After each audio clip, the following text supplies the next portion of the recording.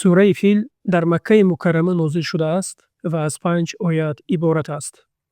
بسم الله الرحمن الرحيم ألم تر كيف فعل ربك بأصحاب الفيل ба номи Аллоҳи бахшояндаи меҳрубон. Эй паёмбар, оё надонистӣ ки Парвардигорат бо асҳоби фил, яъне Абраҳаи ҳабашӣ ва аскаронаш чӣ кор кард? онҳое ки мехостанд ки хонаи Каъбаро вайрон кунанд.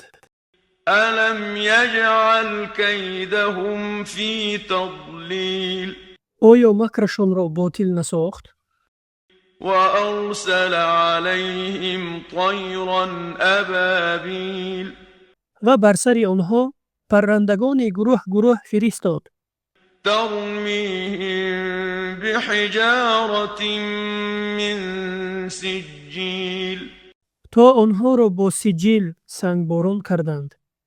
فجعلهم كعصف مأكول пас онҳоро чун коҳи хӯрдашуда гардонид.